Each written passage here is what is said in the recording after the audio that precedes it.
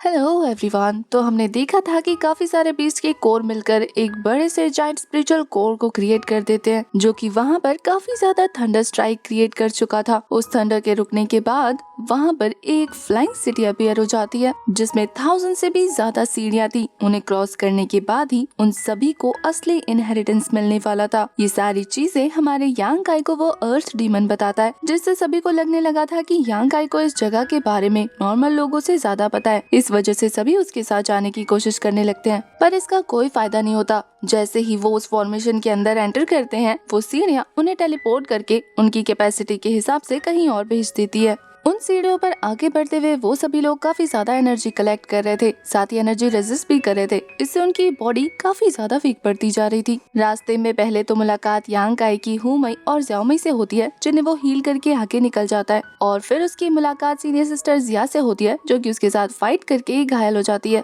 पर फाइनली हमारी senior sister जिया का शक भी दूर हो जाता है, जो कि वो यांग काई को समझ रही थी कि वो एविल मेथड का यूज करके आगे बढ़ रहा है। इस एपिसोड की स्टार्टिंग में दिखाते हैं कि जब सीनियर सिस्टर घायल थी, तब हमारा यांग काई उन्हें संभाल कर वहाँ से हील होने के लिए ले जा रहा था, और ये चीज दूर से जिया होंगचैंग ने देख ली थी, जो कि अपने दांत पीसते हुए कहता है कि ये अच्छा मौका है, इसे जान से मार देता हूँ। जिया भी घायल है और वो यांग काई की हेल्प नहीं कर पाएगी। यहाँ दूसरी तरफ दिखाते हैं कि यांग काई नोटिस कर लेता है कि सीनियर सिस्टर जिया के लिए चलना भी बहुत ज्यादा मुश्किल हो गया है, तो वो उनसे रिक्वेस्ट करता है कि वो उसकी पीठ पर चढ़ जाए, जिससे वो आराम से उन्हें आगे लेकर जा सके। इस बात को सुनकर सीनियर सिस्टर जिया काफी ज्यादा घबरा जाती है, पर फिर अब उनकी हालत ऐसी नहीं थी कि वो अपने पाँव पर चल सके, इसलिए वो ना चाहते हुए भी यांग काई की बात मान गई थी। वैसे इस बात से वो अंदर से काफी ज्यादा खुश और एक्साइटेड लग रही थी। इससे पहले कि वो यांग काई की पीठ पर चढ़ पाती, तभी जिया होंगचैंग एक जबरदस्त स्ट्राइक थ्रो कर देता है, जिसे वक्त रहते सीनियर सिस्टर जिया ने नोटिस कर लिया था, इसलिए वो यांग काई को बचाने के लिए उसे दूर धकेल देती है। पर जैसे ही जिया होंगचैंग दूसरा स्ट्राइक थ्रो करता है, तो वो यांग काई को फिर से संभालने के लिए अपनी तरफ खींच लेती है। स्नेक अटैक करते करते जिया होंगचैंग अब खुल के उनके सामने आ जाता है। अब तो वो यांग काई पर सामने से पाम अटैक करता है, जिसे यांग काई ने अपने दोनों बाजुओं का यूज करते हुए कवर कर लिया था। सीनियर सिस्टर जिया होंगचैंग को यांग काई के साथ बिजी देखकर अपनी पावर से उसके ऊपर अटैक करने वाली थी, पर वो मौका मिलते ही पीछे हट जाता है, और जब सीनियर सिस्टर जिया सामने से उस पर हिट करने की कोशिश करती है, तो वो अपनी बॉडी के कमजोर होने की वजह से ऐसा नहीं कर पाती, और साथ ही जिया होंगचैंग उन्हें एक सोल अटैक हिट करता है, जिससे वो कमजोर होकर जमीन पर गिर जाती है। यांग काई के पूछने पर कि क्या हुआ, सीनियर सिस्टर जिया बताती है कि इस पर्सन की कल्टीवेशन पहले से ज्यादा बढ़ गई है। ये सुनकर तो वो चौंकते हुए कहता है कि क्या अब भी तुम दोनों को मुझसे फाइट करनी है। वैसे मैं बता दूं कि सीनियर सु यान भी अब मेरा मुकाबला नहीं कर सकती, क्योंकि मैं उनके लेवल से भी ऊपर पहुंच गया हूँ। अब ये सुनकर यांग काई सीनियर सिस्टर जिया को प्रोटेक्ट करते हुए कहता है कि सीनियर सिस्टर सु यान तुम्हारी तरफ देखती भी नहीं है, तुम उनके लेवल के तो क्या उनके आसपास भी नहीं भटकते, तो खुद की तारीफ करना बंद कर दो। इस बात से तो वो चिढ़कर यांग काई को चुप रहने को कहता है। इसके बाद तो वो गुस्से में कह रहा था कि तुम जानते भी हो कल्टीवेशन के मामले में मैं अकेला सेट में ऐसा हूँ जिसका मुकाबला सिर्फ सुयान कर सकती है, और इसके अलावा तुमसे किसने कहा कि वो मेरी तरफ नहीं देखती। तुम अगर बीच में ना आते तो वो और मैं जोड़ीदार हो गए होते। ये बोलने के बाद वो फिर से एक जबरदस्त स्ट्राइक उसके ऊपर थ्रो कर चुका था। यहाँ यांग काई इस बार अपने यांग लिक्विड का यूज करके अटैक करता है, पर जिया होंगचैंग के स्लैश की वजह से उसका यांग लिक्विड 2 हिस्सों में टूटकर अलग हो गया था।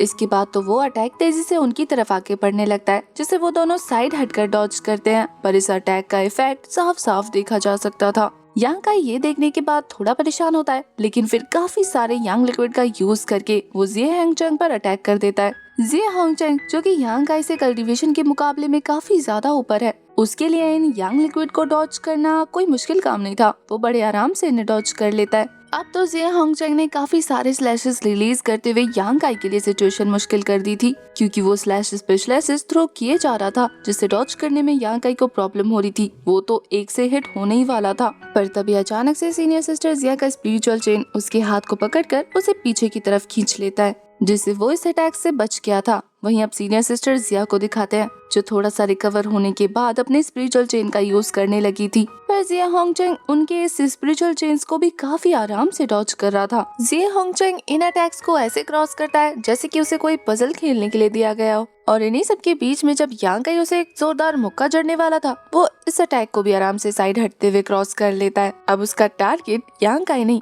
बल्कि सीनियर सिस्टर जिया थी, क्योंकि वही उसे अटैक करके परेशान कर रही थी। तो वो काफी तेजी से एक पाम अटैक क्रिएट करके सीनियर सिस्टर जिया को हिट करने वाला था, पर वो अपने सामने एक स्पिरिचुअल चेन का जाल क्रिएट करके जिया होंगचेंग के उस अटैक को ब्लॉक कर लेती है। इस हमले से वो दोनों ही पीछे हट जाते हैं। यहाँ यांग काई पीछे से जिया होंगचेंग को हिट करने की कोशिश कर रहा था, पर वो इसमें नाकाम हो जाता है, जिसकी वजह से यांग काई स्लाइड करता हुआ सीनियर सिस्टर जिया के पास पहुँच गया था। वो उनकी हालत देखकर उन्हें संभालने लग जाता है। यहाँ सीनियर सिस्टर जिया होंगचेंग से कहती है कि इस इनहेरिटेंस केव के अंदर काफी सारे सेक्ट के डिसाइपल्स मौजूद हैं। ऐसे में हम अपने ही सेक्ट के डिसाइपल्स को कैसे इंजर्ड करने की सोच सकते हैं। हम दोनों ही लिंगशाओ पवेलियन के डिसाइपल हैं, तो हमें एक दूसरे का ख्याल रखना चाहिए, ना कि उन्हें यहाँ पर दबाने की कोशिश करनी चाहिए। तुम यहाँ पर कैसे अपने फेलो डिसाइपल्स को जान से मारने की प्लानिंग कर सकते हो? क्या तुम्हें डर नहीं है कि इसके बारे में जाकर मैं एल्डर्स को रिपोर्ट करूंगी? जिया होंगचेंग तो बड़े बेशर्मों की तरह आगे आते हुए कहता है कि मैं तुम में से किसी को वापस जाने दूंगा तब ना। इसके अलावा अगर तुम्हें जल्दी जाने की ज्यादा ही जल्दी है तो ठीक है, मैं सबसे पहले तुम्हारा रास्ता क्लियर कर देता हूँ। यहाँ काई समझ गया था कि इसका इरादा इन्हें परेशान करने का नहीं बल्कि जान से मारने का है, इसलिए वो अपनी फीस्ट में अपनी यांग एनर्जी रिलीज करते हुए तेजी से आगे बढ़ने लगा था। उसके अटैक को देखने के बाद यहाँ जिया होंगचेंग कहता है कि यांग काई, अगर तुझे मरने की कुछ ज्यादा ही जल्दी है तो ला तेरी ख्वाहिश पूरी कर दूं। यहाँ यांग काई ने अपने न्यू मार्शल आर्ट फ्लेम सन एक्सप्लोजन का यूज किया था। इसके यूज करने की वजह से चारों तरफ फ्लेम फैल जाता है, लेकिन जिया होंगचेंग को कुछ नहीं होता, बल्कि वो आराम से स्लाइड करते हुए उस अटैक को डॉज कर चुका था। वहीं अब वो यांग काई के साथ हैंड टू हैंड फाइट करने लगता है, जहां वो यांग काई पर जबरदस्त पंचेस बरसाया जा रहा था और फिर वो उसे धक्का मारते हुए काफी पीछे फेंक देता है, जिससे सीनियर सिस्टर जिया परेशान हो जाती है। यांग काई को तो आप जानते ही हैं, हार मानना उसकी फितरत में नहीं है, तो वो वापस से खड़ा होकर काफी सारे फीस्ट अटैक जिया होंगचेंग की तरफ थ्रो करना शुरू कर देता है। जिया होंगचेंग इन अटैक्स को अवॉइड करते हुए यांग काई के पास पहुंच गया था, जहां यांग काई अब उसे एक जबरदस्त किक मारने वाला था, पर वो तो यांग काई के पांव को घुमाते हुए काफी दूर झटक देता है। पर यांग काई खुद को संभालते हुए फिर से सन फ्लेम एक्सप्लोजन का यूज करने लगा था। पहले वाले हमले को तो जिया होंगचेंग ने डॉज कर लिया था, लेकिन यांग काई दोबारा जब इस हमले का यूज करता है तो वो भी देखकर हैरान था कि ये कितना ज्यादा खतरनाक अटैक है। यांग काई ने इस बार साफ साफ अपने अटैक को जिया होंगचेंग की बॉडी से हिट होते हुए देखा था। साथ ही इस अटैक की वजह से चारों तरफ आग लग जाती है। ये देखने के बाद यांग काई को रिलीफ महसूस हो रहा था कि फाइनली उसका अटैक हिट हो गया, पर देखते ही देखते उसकी खुशी परेशानी में बदल जाती है, क्योंकि जब उसकी नजर जिया होंगचेंग पर पड़ती है तो उसने यांग काई के अटैक से खुद को प्रोटेक्ट करने के लिए अपने आसपास काफी पावरफुल डिफेंसिव बैरियर क्रिएट कर लिया था।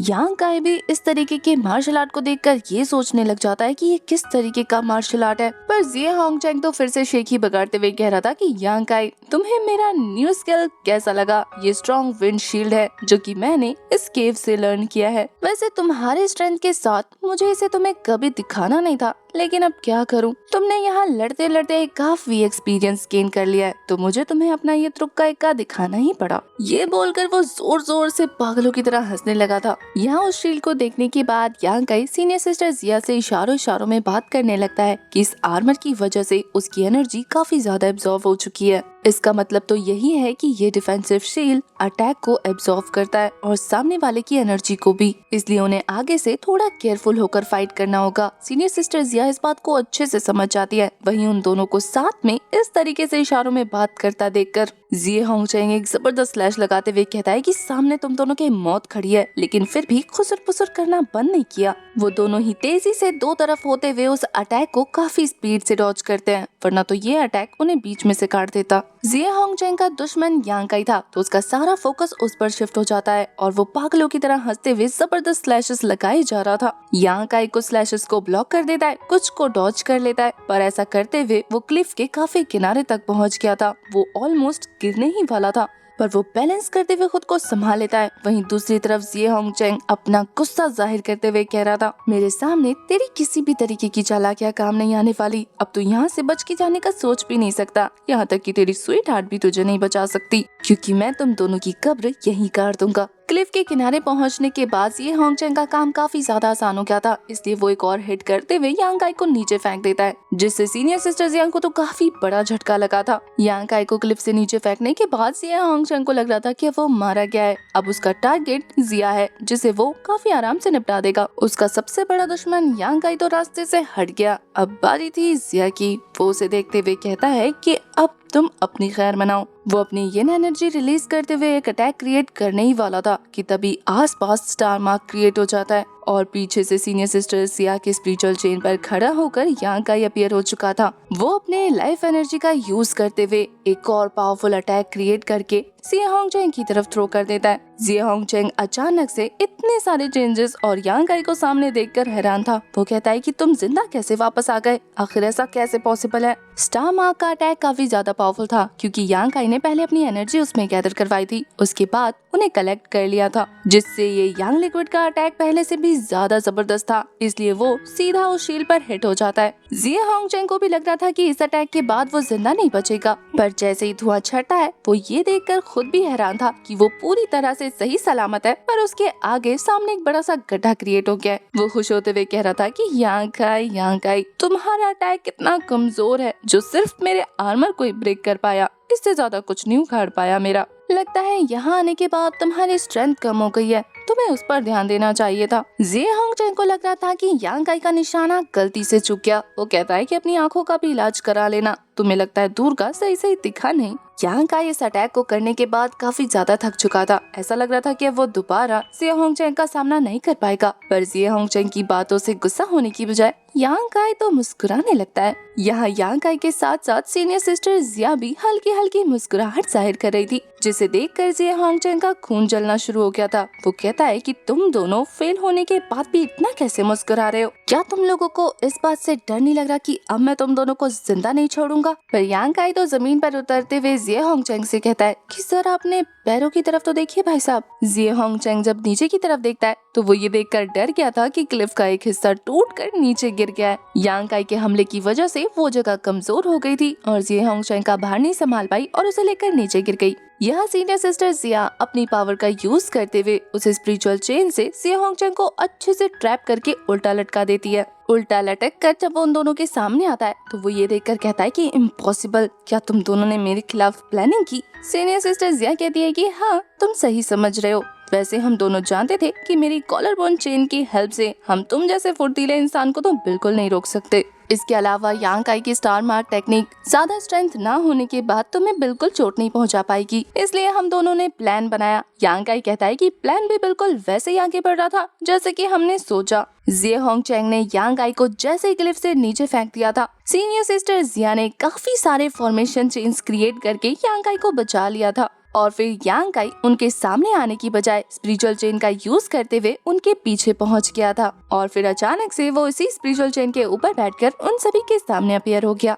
यांग काई एक नॉटी से स्माइल करते हुए कहता है कि हमारा टारगेट शुरू से तुम नहीं बल्कि तुम्हारे पाँव के नीचे की वो जमीन थी जिसे हमने तोड़कर तुम्हें नीचे गिरा दिया। और फिर सीनियर सिस्टर जिया के 8 लॉक टेक्निक ने तो हमारे जिया होंगचेंग को उल्टा लटका ही दिया। इन दोनों का प्लान जिया होंगचेंग को मारना नहीं बल्कि काबू करना था ताकि वो सेट में जाकर इसकी रिपोर्ट कर सके। बाकी आगे का मामला वो खुद संभाल लेंगे। यहाँ जिया होंगचेंग गुस्से में तिलमिलाते हुए कहता है कि तुम दोनों ने मुझे बेवकूफ बनाने की जरूरत की, तुम दोनों को तो मैं देख लूंगा। उसकी धमकी सुनने के बाद हमारा यांग काई कहता है कि बेहतर होगा कि आप हमसे अपनी जान की भीख मांगे, क्योंकि यहाँ सीनियर सिस्टर जिया आपको सेक्ट वापस ले जाएगी और वहाँ आपका क्या होगा ये तो आप अच्छे से जानते हैं। तो अपनी जान बचाने के लिए हमसे रिक्वेस्ट कीजिए और अपने टोन को थोड़ा पोलाइट कीजिए। यहाँ बेचारा जिया होंगचेंग कुछ कर नहीं सकता था, बिना पानी के मछली की तरह तड़पे जा रहा था और यांग काई और बेचारी सीनियर सिस्टर जिया को बुरा भला कह रहा था कि तुम दोनों कपल असल में छल कपटी हो, लोगों को बेवकूफ बनाते हो, धोखेबाजी करते हो,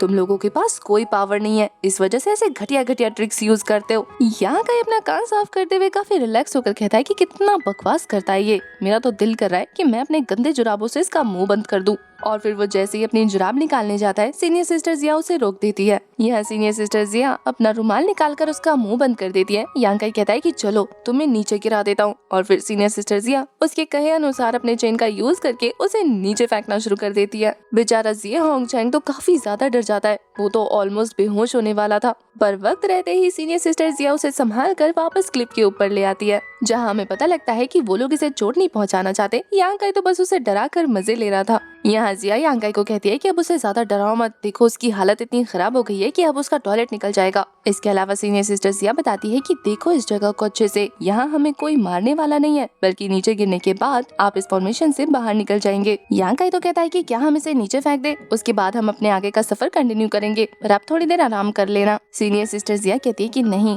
मैं इस बंदे के साथ वापस सेक जाना चाहती हूँ, क्योंकि यहाँ पर मौजूद येन और यांग एनर्जी मेरी बॉडी कलेक्ट करके अच्छे से डिफाइन नहीं कर सकती। ऐसे में खुद को चोट पहुँचाने से बेहतर है कि मैं हार मान लूँ। पर यांग काई घायल सीनियर सिस्टर जिया को अकेला नहीं छोड़ना चाहता था। वो कहता है कि मैं भी आपके साथ जाऊंगा, पर इसके अलावा हम इतनी अच्छी अपॉर्चुनिटी कैसे छोड़ सकते हैं, आपको इतनी जल्दी हार नहीं माननी चाहिए। पर सीनियर सिस्टर जिया तो यांग काई को कहती है कि तुम हार मत मानना, पता नहीं क्यों मुझे ऐसा लगता है कि तुम इस इनहेरिटेंस को जरूर हासिल करोगे, वहाँ तुम्हारे लिए कुछ खास इंतजार कर रहा है। जिया जानती थी कि यांग काई उस इनहेरिटेंस को जरूर हासिल करेगा। इसी ख्वाहिश के साथ वो वहाँ से क्लिफ से नीचे कूद जाती है। यांग काई उन्हें बहुत रोकने की कोशिश करता है, पर वो नहीं रुकती। उसके जाने के बाद यांग काई को काफी ज्यादा बुरा लग रहा था, पर साथ ही वो इस बात से खुश था कि सीनियर सिस्टर जिया उस पर भरोसा करती है और वो उन्हें सक्सेसफुल होकर दिखाएगा। यहाँ जैसा कि सीनियर सिस्टर जिया ने कहा था, उनके नीचे गिरते ही कोई अजीब सी चीज उन्हें खींच लेती है। ये एक तरीके का टेलीपोर्टेशन फॉर्मेशन होगा जो कि उन्हें वापस इस केव से बाहर ले जाएगा। यहाँ यांग काई अपने सफर को कंटिन्यू करते हुए आखिरी सीढ़ियों तक पहुँच जाता है। वो खुद से कहता है कि वो सीनियर सिस्टर जिया को निराश बिल्कुल नहीं करेगा, चाहे कितनी ही प्रॉब्लम क्यों ना आए, वो आखिर तक पहुंचकर उस इनहेरिटेंस को जरूर हासिल करेगा। इसी के साथ हमारा ये वाला एपिसोड हो जाता है खत्म। आपको आज का एक्सप्लेनेशन कैसा लगा कमेंट करके जरूर बताना। तब तक के लिए bye bye, tata, take care.